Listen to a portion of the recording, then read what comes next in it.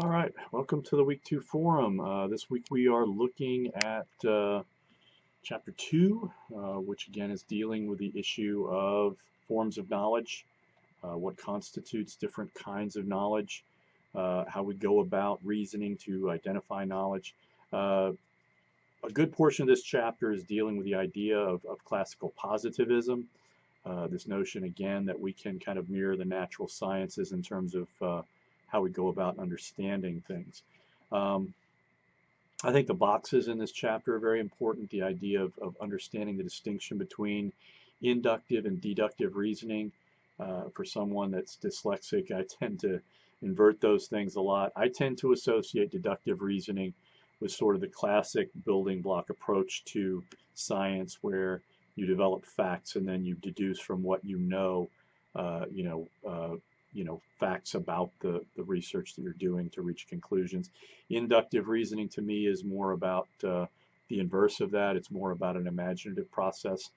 I tend to think of deductive reasoning as having a role to play in sort of hypothesis formation and in hypothesis testing. Inductive reasoning tends to be more about sort of theory building.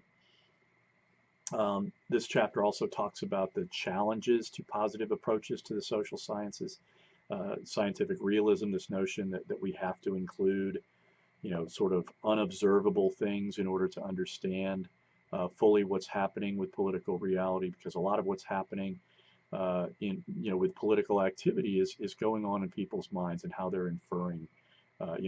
What's going on in Afghanistan right now? Why are people behaving the way they're behaving with the takeover of the Taliban? It's got a lot to do with the fact that they're terrified, with the fact that many of them have gotten paychecks from the American government, and they're afraid that there will be a price to be paid.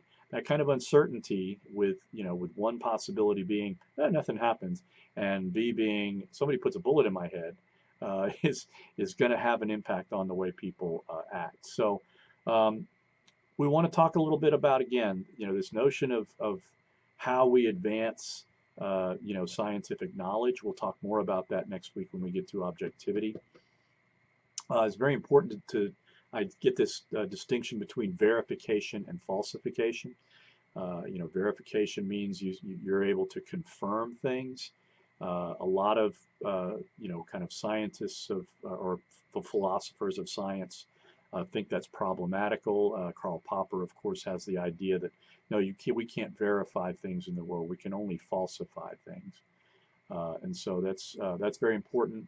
The text talks about this distinction between ontology and epistemology, and there's clearly a relationship between the two, depending on, again, on your ontological assumptions.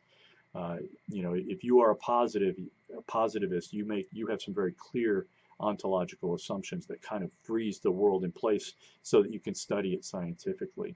If you are an interpretivist, you're less likely, or a holist, whatever methodological holism, then you think that the world is again, enmeshed in this idea of language, and that we have to be able to understand how to conform our language to the reality that we're seeing. So there's a lot of kind of important questions that we have to deal with in this chapter.